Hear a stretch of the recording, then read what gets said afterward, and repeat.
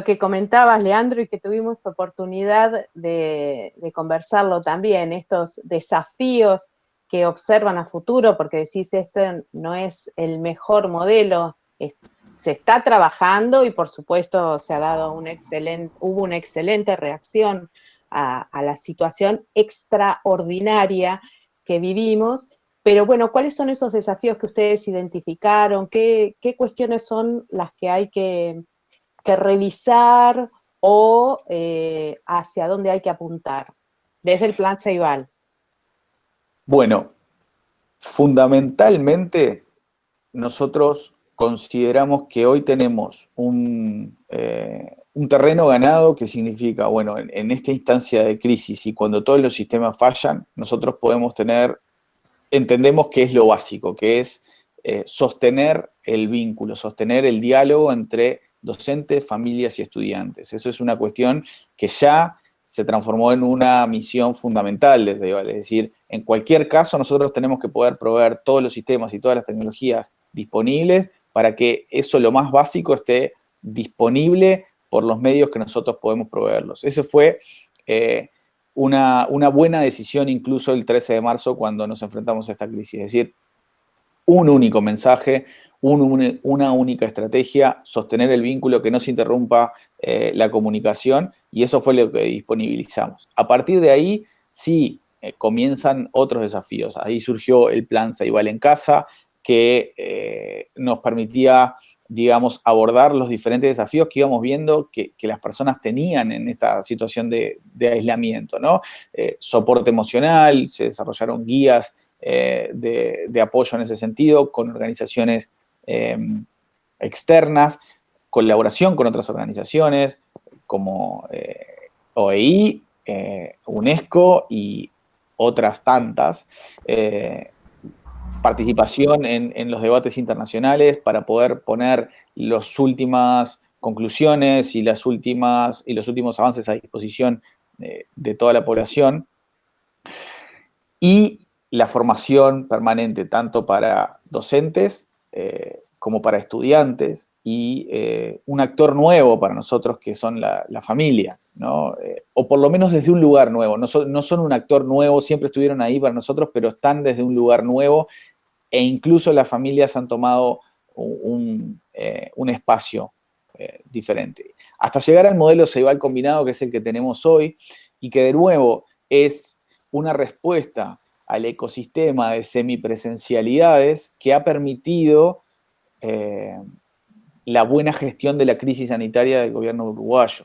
Entonces, hoy contamos con que pudimos ir volviendo a la presencialidad, incluso desde fines de abril, ¿no? Volvieron los centros rurales, después volvieron otros centros, y en ese sentido hay algo bien interesante, y es que el plan de retorno a la presencialidad que se pudo lograr en Uruguay tuvo un gran énfasis en una priorización social, de los impactos sociales, en definitiva, cómo estaba haciendo y cómo se estaban beneficiando los diferentes actores de las posibilidades de conexión virtual que estábamos teniendo. Entonces, ¿qué desafío le pone esto a Ceibal? Y a cualquier sistema que tenga que proveer soluciones tecnológicas para educación. Bueno, ¿cuál es el equilibrio? ¿Cuál es la combinación? ¿Cuál es el modelo? ¿Cómo ese ecosistema de semipresencialidades, ese ecosistema de modelos combinados, contribuye con una estrategia nacional de educación? Ahí es donde nosotros vamos a tener que avanzar en cosas concretas como la formación docente, en cosas concretas como la disponibilización del servicio, y desde Ceibal con una fuerte orientación a nuestros beneficiarios. Una experiencia de usuario que tiene que ser brillante, porque cada uno de estos usuarios va a necesitar elaborar un diseño para el aprendizaje muy diverso. Y si nosotros encima ponemos a esto la capa de personalización a la que pretendemos llegar en una evolución natural de un sistema educativo en el siglo XXI, es un desafío aún mayor. Yo simplemente agregar, coincido con todo lo que ha mencionado Leandro. Simplemente agregaría que uno de los temas que nos desvela y nos interpela, digamos, tanto a nosotros como al sistema educativo, tiene que ver con la inclusión de todos los estudiantes, ¿no? Y en esta pandemia, si bien tenemos claro las ventajas o, digamos, el posicionamiento de Uruguay respecto a otras realidades, también tenemos claro cuáles han sido nuestras debilidades, ¿no? Y cómo esa tecnología ha permitido, ha posibilitado que todos los estudiantes hayan podido sostener ese vínculo. Y sabemos que allí hay un montón de cosas que influyen, ¿no? Desde condiciones más objetivas de acceso, no sé, no todos los hogares tienen las mismas condiciones de conectividad, no todos los estudiantes han podido participar de reuniones por Zoom, Conference o la herramienta que sea, porque a veces la conectividad no se los ha permitido.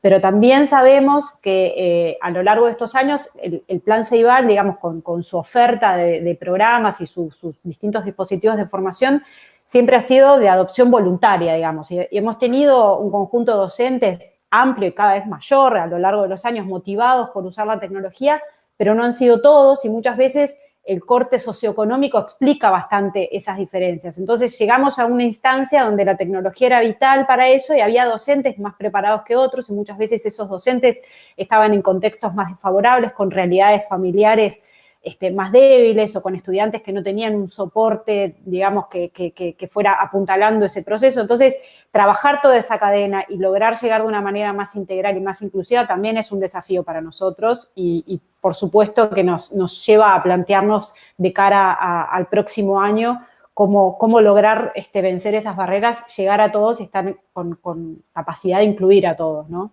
Que sin duda para un sistema educativo es fundamental. Sí, y eso tiene, tiene aristas o tiene patas en diferentes ámbitos. Por un lado, en los software, en las plataformas, en el servicio. Por otro lado, en los dispositivos que nosotros podemos poner estructuras de formación, de apoyo, de acompañamiento.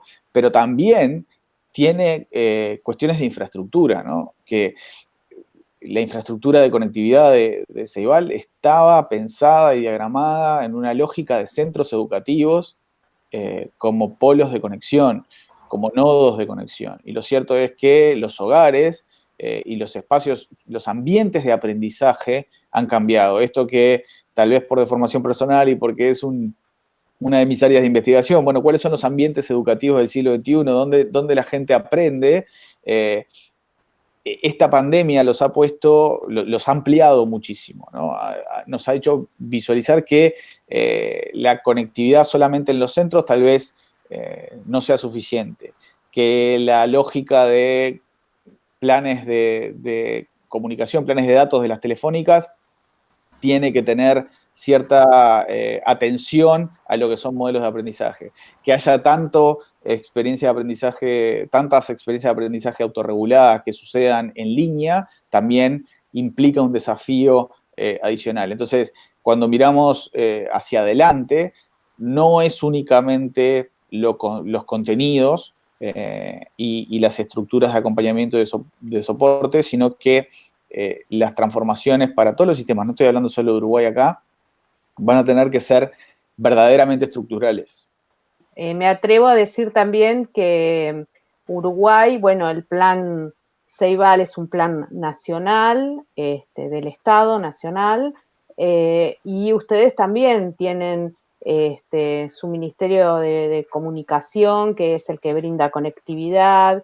Ahí hay como una relación, una posibilidad de trabajar en forma conjunta, porque ellos, además de dar conectividad, también tienen telefonía, etcétera. Entonces, ahí existe una posibilidad de acuerdo y de avance a nivel nacional bastante interesante, que no es la realidad de otros países también.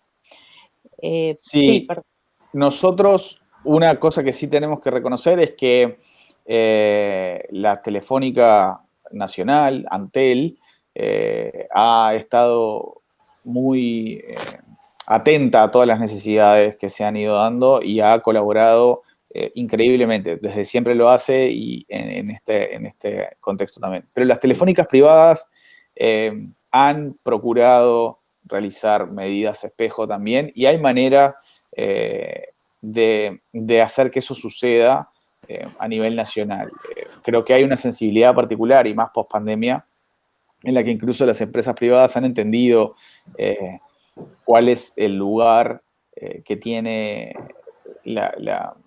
o la importancia que tiene sostener el aprendizaje y poner todos los medios posibles para que se sostenga el aprendizaje. En ese sentido, creo que hay un antes y un después. Ninguna empresa telefónica, aunque sea privada, no vería esa necesidad, me parece.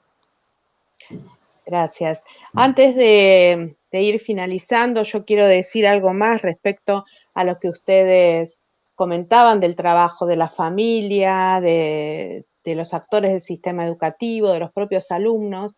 Es importante destacar las actividades que ustedes promueven desde el Plan Ceibal, que implican justamente trabajos con las familias, con diferentes instituciones, con los centros educativos, con la inspección y con los chicos. Me ha tocado en lo personal participar en algún taller de co-creación, donde estábamos todos presentes ahí y con un involucramiento por parte de las familias, de los chicos, muy, muy fuerte, y eso es para destacar. Quiero decir que esta fortaleza que ustedes van viendo tiene que ver también mucho por lo promovido desde el plan.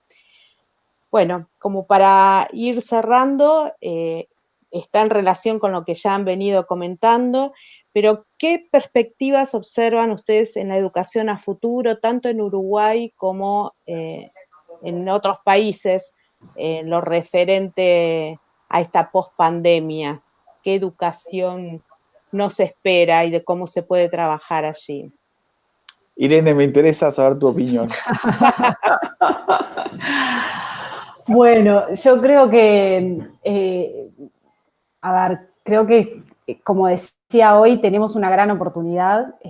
Me parece que la educación combinada, bueno, que se venía de alguna manera trabajando, llegó para quedarse y va a ser una realidad en los próximos años. Me parece que ese paso que se dio por parte de muchísimos docentes de descubrir el potencial de la tecnología para enriquecer sus procesos de enseñanza, de eso no hay vuelta atrás. O sea, por supuesto que este año fue excepcional y tuvimos comportamientos o usos de plataformas que van a ser irrepetibles, porque el contexto esperemos que sea irrepetible, ¿no? Pero nosotros también hacemos muchas veces el ejercicio de pensar, y bueno, cuando el río se retire, ¿qué nos deja, no?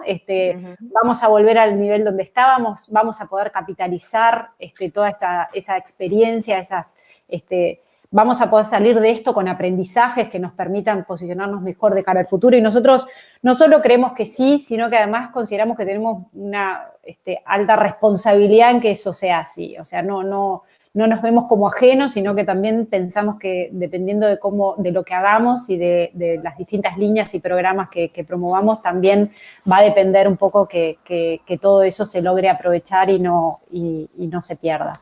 Y bueno, y creo que esta es una realidad que en distintos niveles, a distinta escala, seguramente estarán viviendo los distintos países. Creo que todos hemos pasado por procesos de enorme aprendizaje, sobre todo los docentes que se han visto exigidos como nunca antes, y bueno, los estudiantes también adaptándose a toda esta realidad. Y bueno, creo que apostamos a que muchas de estas cosas sean ganancias para el futuro.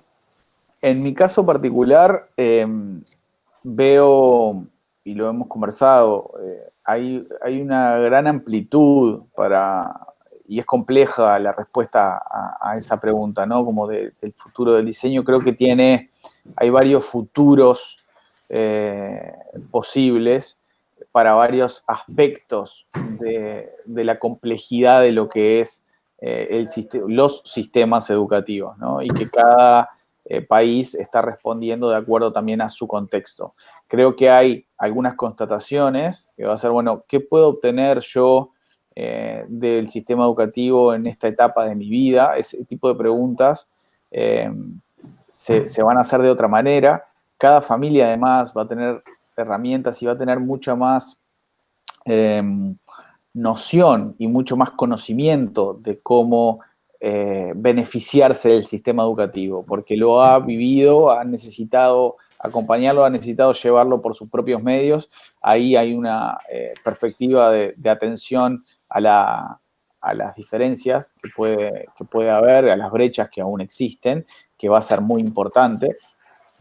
Pero creo que lo más interesante tiene que ver con los cambios conceptuales grandes, ¿no? ¿Qué es tecnología en educación? Yo creo que ya ha cambiado ese concepto, ya no es más, bueno, la tecnología como solamente las tecnologías digitales o la computadora o la última tendencia, sino entender que desde hace mucho tiempo los docentes están incorporando tecnología en sus salones, el pizarrón es una tecnología, una ficha pedagógica es una tecnología, una libreta de notas es una tecnología.